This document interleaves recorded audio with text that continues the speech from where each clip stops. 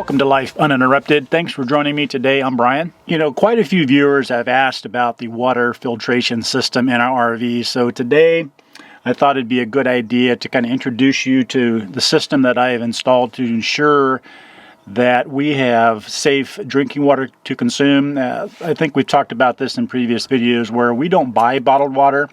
We drink the water right out of our fresh water tank. So the filtration of the water going into that tank is super important. Be sure to stay tuned to the end of the video so you can find out where to buy this same system for your RV. So like many RVers, we started out buying those blue canisters, the one you see at a lot of campgrounds that hook onto the hose, and then that hose hooks onto your rig. We started using those, but we soon found out that those just weren't going to meet our needs due to the fact that we travel across the country and we're exposed to all different kinds of water sources. So what I decided to do was install a 4-phase filtration system. Now we have 3 phases outside, 2 phases right here, and I'll show you the first phase, which we don't always use, but if we're in areas where we know the water is exceptionally poor, I'll put that first phase in line prior to these 2 filters. And the inside filter is considered actually our phase 4. Phase 1 would be connected to the water source. Phase 2, phase 3, and then the water faucet inside with an awesome filter is actually phase 4. So I'll show you all those phases, kind of break down what each one of those phases does in terms of filtration of water. All right, this is phase 1. This gets connected right at the spigot, so the line from the spigot connects to this connector here, and the output then goes to phase 2, which is this 1 micron sediment filter. Now this is a 5 micron. This catches most of the big stuff coming out of the water spigot, and believe me, we've been some places where it's pretty gnarly water. So it's nice to have this sort of sacrificial filter in place. It only costs a few dollars, lasts 3 to 4 months, so pretty economical in terms of a sacrificial filter. Okay, now that we talked about phase 1, let's talk about phase 2. Phase 2 is a 1 micron filter, and this is just a spun polypropylene filter. And you always want to make sure that you have one of these sediment filters in line prior to your more expensive carbon block filter. These cost just a couple of bucks, $2 or $3, last for about 3 or 4 months. The carbon block filters are $15 to $20 and last about 6 months. But you definitely want to have something in place here in this first canister to catch all the nasties that the 5 micron filter doesn't catch, so that it doesn't clog up your carbon filter and make you have to change those more frequently or unnecessarily. Okay, so we've talked about phase 1 filter, which is a 5 micron sediment filter. We've talked about phase 2, which is a 1 micron sediment filter. Let's talk about phase 3. Phase 3 is a 0.5 micron carbon block, modified carbon block filter.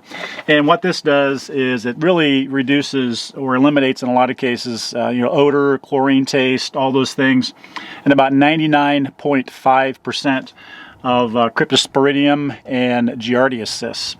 It costs between $15 and $20 depending on where you buy it. And again, it does the bulk of the job in terms of filtering all the the fine stuff out, all the nasty stuff that you don't want to get in your body. Okay, so I wanted to point out after phase 3, you can see the water. I attached this hose up here, which then goes over to the fill point. Our particular coach doesn't have a gravity feed system. It actually has to be pumped in with a pump or a hose, which is kind of a pain at times, but not terrible. And when we do that, obviously we switch this over to tank fill, and then this allows the water to then go into our fresh tank. Sometimes we'll have to fill our tank because when we have the exterior 3 phases of filtration in place, the water pressure is reduced quite a bit. And to overcome that, I just simply switch it back to normal after filling the tank, and then we use our onboard pump to pump water through the faucets and shower and so forth. Okay, that is the external portion of our filtration system. Pretty simple. Again, be sure to stay tuned to the end of the video so you can see where to buy all of these components. Very simple to install, just a couple of brackets. In my case, I chose to attach it here to this part of our wet bay, so everything's kind of up and out of the way. But next is going to be really where all the magic happens in terms of our ability to drink the water coming through this system into our fresh tank. So let's go inside and check that out. Okay, we made our way inside to the kitchen sink to show you the fourth and final phase of our water filtration system. And you've probably seen systems like this before. A lot of times kitchen countertops at your homes will have this installed. I just simply drilled a hole here in the kitchen sink and bolted it in place. And you can see it has a pretty good flow rate.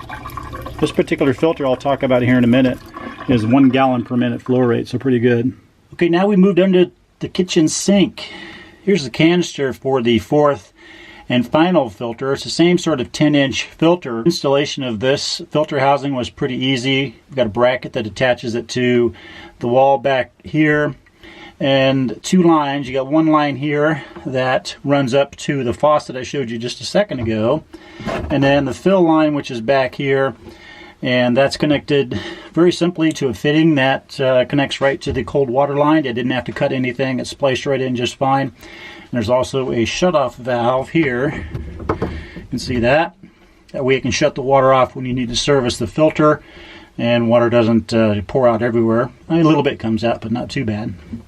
So let's talk about the filter. Again, it's the typical 10-inch filter. This is a 10-inch filter housing.